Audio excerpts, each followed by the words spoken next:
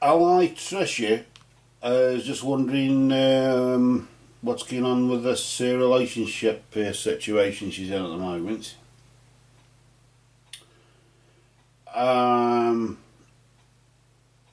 and just other things such as health and things like that. And also wonders if her brother, Brian, um, who passed over, is still around. So we'll try and do I suppose a double bill, I suppose you could call it, couldn't you? We'll do the relationship and then we'll see if we can ask Brian to join us to see if he's got anything to say to you there, ally. So we'll first of all get the cards here and we'll just give them a quick shuffle. I ask for the truth on behalf of ally Tricia concerning relationship issues.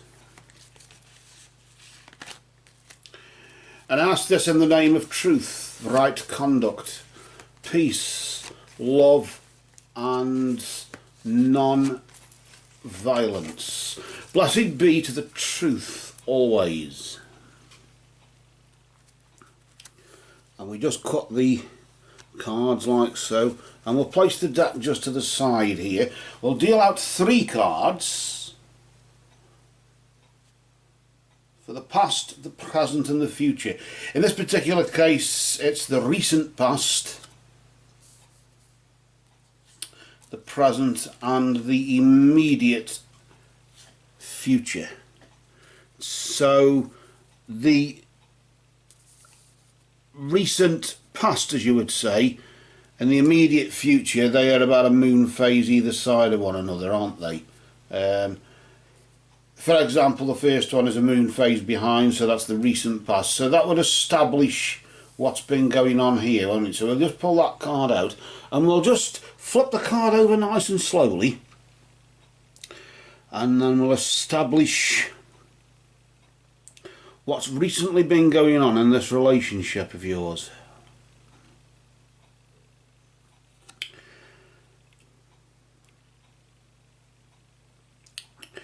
You've got the element of the sun. The sun, in this particular case, is more to do with perseverance, isn't it? Just recently your perseverance has been rewarded. If at first you don't succeed, try again, and that's what you've really been doing. It's just been a case of trying over and over again until you get it right, really. And maybe you do feel as though there has been some sort of some form of success or some form of achievement, accomplishment in that way. I don't know. I just want to see what's right now, what's happening here right now, because this'll give us a good strong indication of what potentially is happening here. Yes, you've got the wizard. The wizard is a member of the royal court, and being a member of the royal court, that means, of course, it indicates more to do with you. This is more you in the sense of offering out the helping hand. Notice how the hand has got a circle on it there, and that's that has got a circle on it, encircled, or what you want to call it.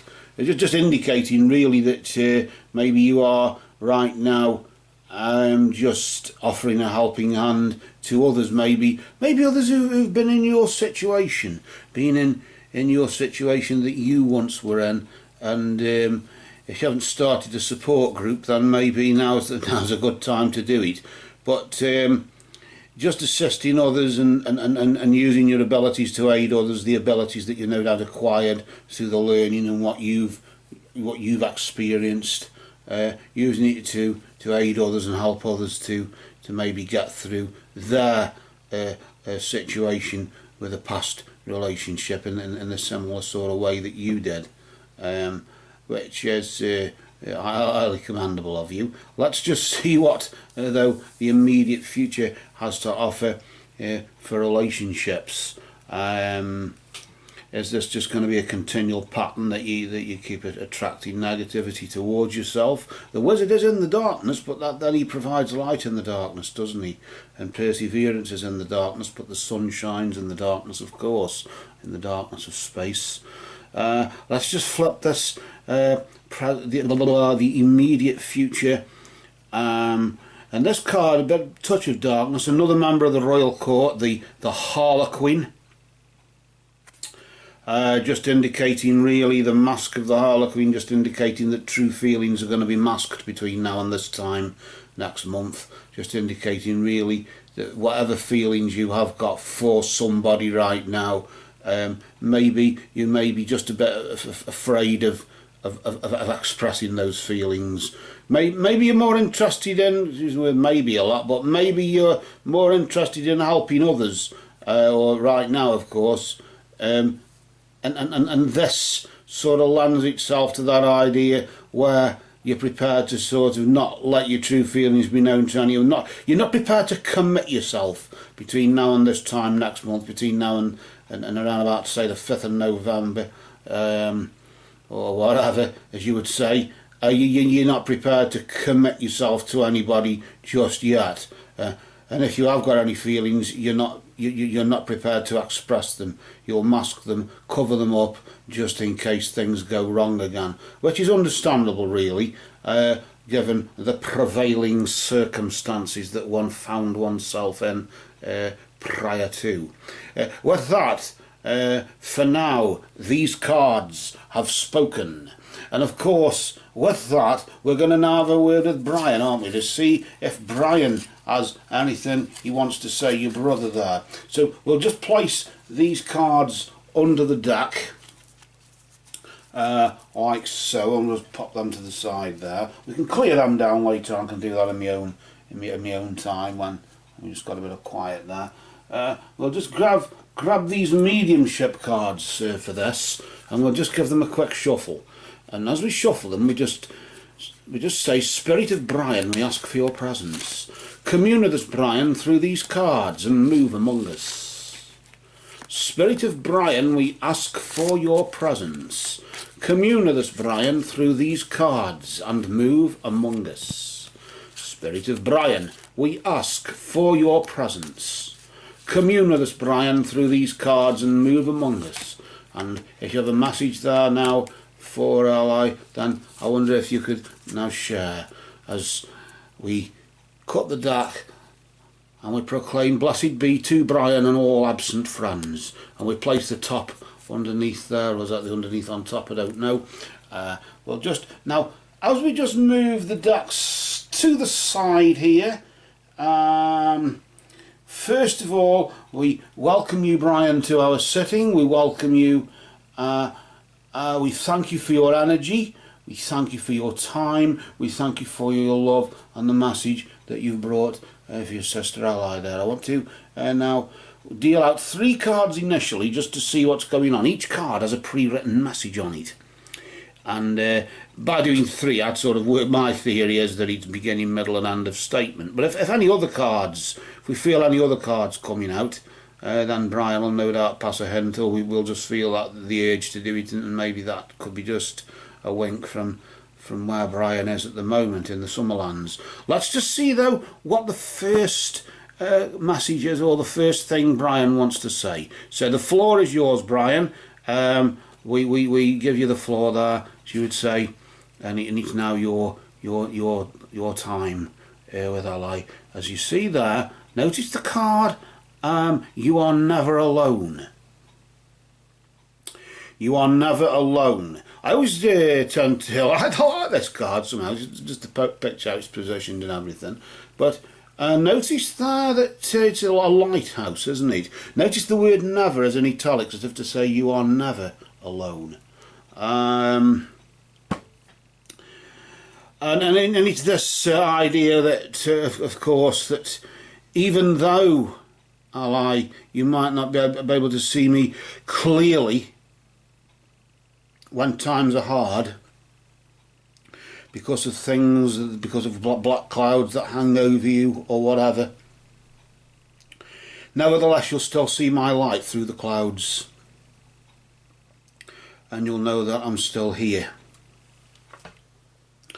I tend to be focusing on the water. Why? I don't know. I'm just looking at the water. Maybe that's the emotional sort of link to your brother there as well, and maybe the emotional link that he has to you. That connection that you've got. Let's pull the next card and let's just see what else Brian wants to say here. We'll just flip the card nice and slowly there. Just out of respect for Brian, really, out of respect for spirit, isn't it? And we just there we just see what that one is there. And as you can see, Brian is just saying, believe in yourself, you can do it. I believe you're never alone. You believe in yourself. You can do this. You can. I don't want you to get over it. In that sense, we don't want you to get over it. We don't expect you to get over it. I mean, you can try, but we don't expect you to get over it. We just want you to learn to cope.